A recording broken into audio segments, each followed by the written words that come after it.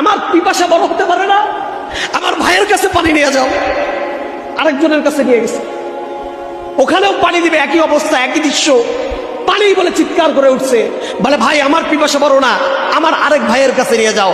তার কাছে পানি ঢালতেছে, আবার পানি বলে আরেক ভাই চিৎকার দিছে, বলে ভাই আমার চাইতে আমার আরেক ভাইয়ের পিপাসা বেশি, তার কাছে নিয়ে যাও। তার কাছে পানি নিয়ে গেছে।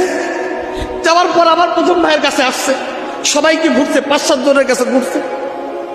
আসার পর প্রথম ব্যক্তির কাছে আবার আসছে যে ভাই ওই ভাই আবার পানি তোমার কাছে পাঠাইছে, তুমি খাও, তুমি পানি পান করো। আসার পরে দেখে এই সাহাবা দুনিয়াতে নাই। দ্বিতীয় সাহাবার কাছে, দ্বিতীয় সাহাবার কাছে ওই সাহাবাও নাই, সব সাহাবা মারা গেছে।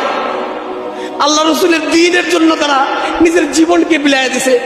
আর মুহতারাম হাজিরিন, শয়তান আজকে আমাদেরকে ওয়াসওয়াসা দিয়ে, আমাদেরকে লালসায় ফেলিয়ে, লোভ লালসায় ফেলিয়ে আমার ভাইদের সঙ্গে আবার মারামারি লাগায় দেয়, আমার ভাইদের সঙ্গে আবার দ্বন্দ্ব লাগায় দেয়, আমার ভাইদের সঙ্গে আবার দুশ্মনী লাগিয়ে দেয়।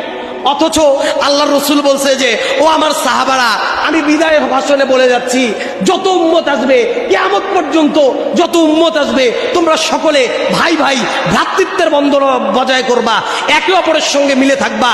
মসজিদে যেই রকম মিল থাকবে, এলাকায় সেই রকম